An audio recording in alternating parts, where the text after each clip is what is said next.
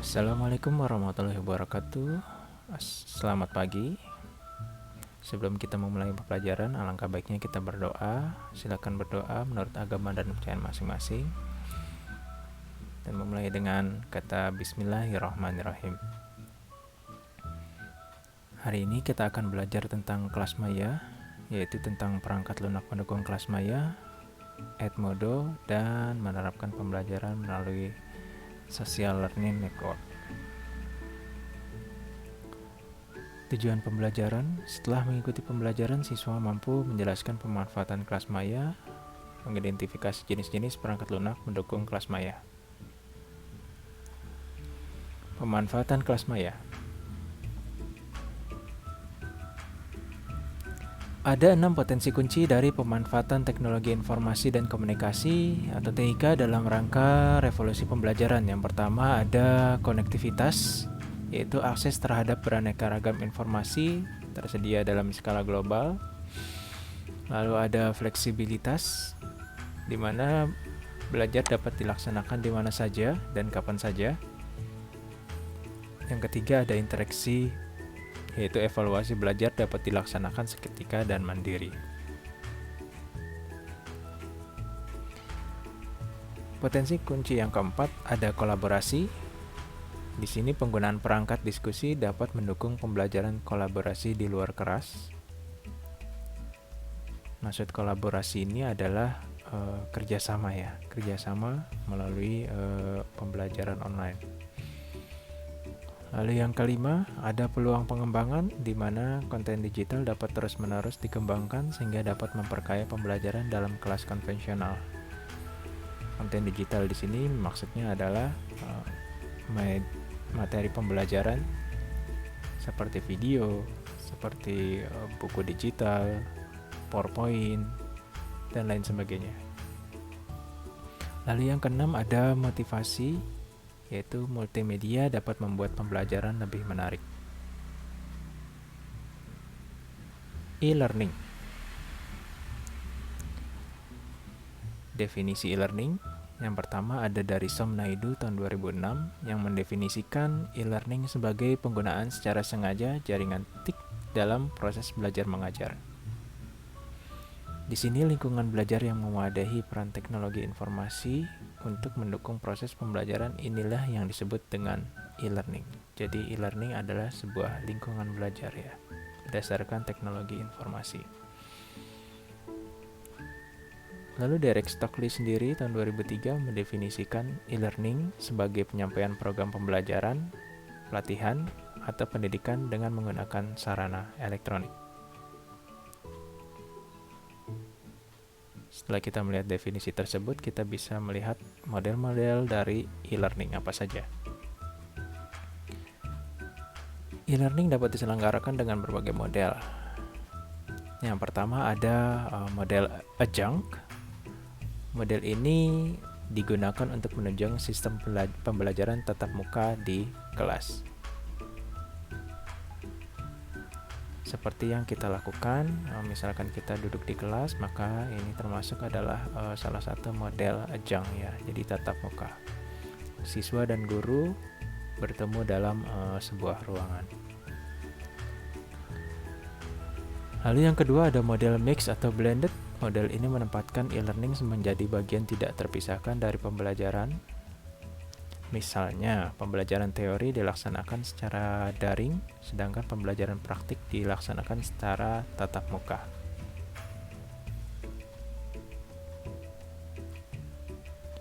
Lalu yang ketiga adalah model full online. Dalam model ini, learning digunakan untuk seluruh model pembelajaran mulai dari penyampaian bahan belajar, interaksi pembelajaran, dan evaluasi pembelajaran. Seperti yang kita lakukan saat ini adalah model pembelajaran full online ya. Jadi tidak ada tatap muka, ada tatap muka tapi dilakukan secara online. Fungsi e-learning. Fungsi e-learning sendiri yang pertama ada suplemen, yaitu tambahan atau pengayaan pembelajaran, atau misalkan teman-teman butuh materi tambahan atau penjelasan yang lebih lanjut, maka fungsi e-learning bisa dilaksanakan sebagai suplemen atau tambahan.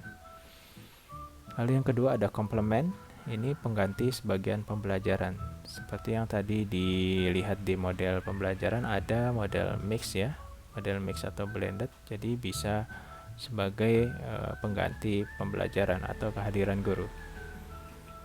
Lalu yang ketiga sebagai replacement atau pengganti seluruh pembelajaran, di mana hal ini adalah pembelajaran full online ya, jadi kita tidak ada tatap muka secara langsung. Komponen pendukung e-learning, yang pertama ada software ya, berupa LMS, LCMS atau SLM. Lalu ada konten atau materi yang akan disampaikan. Terus yang ketiga ada hardware berupa komputer, laptop, netbook, tablet untuk pembuatan materi atau untuk menerima materi. Terus yang keempat ada strategi interaksi atau komunikasi. Di sini adalah bagaimana cara siswa dan guru berinteraksi melalui pembelajaran e-learning. Yang kelima ada infrastruktur jaringan, di mana e-learning ini sekarang sudah berkaitan atau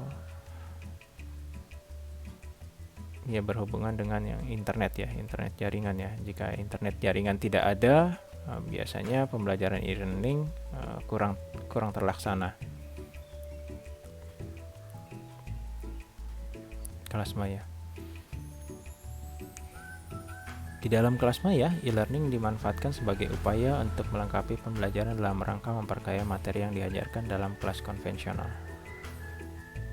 Model pembelajaran yang menggabungkan antara proses belajar dalam kelas konvensional dengan kelas maya inilah yang kemudian disebut dengan blended learning. Jadi kelas maya ini adalah sebuah inovasi pembelajaran ya, atau pengembangan pembelajaran yang mengambil model blended learning. Di sini masih ada kelas konvensional ya, atau kelas tatap muka, namun digabungkan dengan kelas maya, di mana posisi e-learning adalah posisi pada saat dilakukan kelas maya. Misalkan siswa melakukan ujian secara online atau melaksanakan kuis secara online, seperti itu. Apa saja perangkat lunak kelas maya? Yang pertama ada LMS. Apa itu LMS? LMS atau Learning Management System ini biasanya digunakan untuk pertama untuk mengelola pembelajaran, mengirimkan konten atau content delivery system, melacak aktivitas daring, memastikan kehadiran dalam kelas maya, memastikan waktu pengumpulan tugas, dan melacak hasil pencapaian siswa. Contoh dari LMS antara lain ada Moodle, ada Dokeos, ada Atutor, ada Kuiper.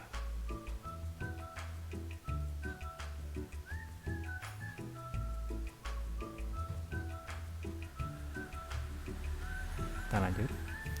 Yang kedua ada LCMS. Apa itu LCMS? LCMS adalah Learning Content Management System.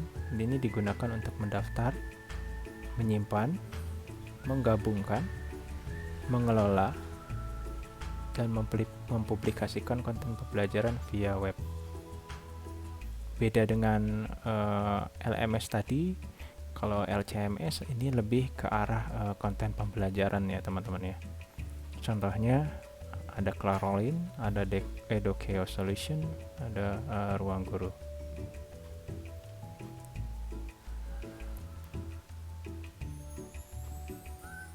Apa perbedaan dari LMS dan LCMS? Kalau LMS untuk pendaftaran dan administrasi siswa, sedangkan LCMS ini pengembangan konten secara bersama.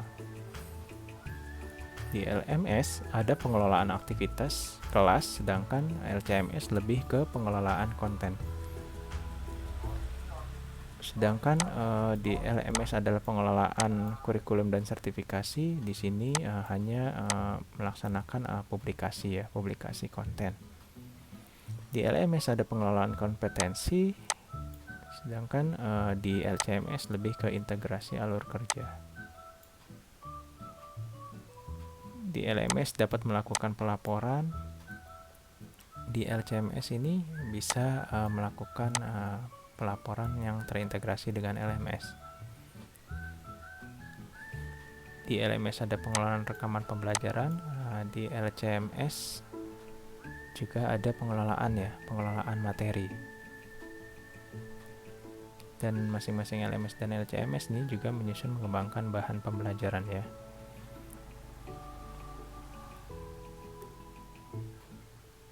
Apa itu SLN?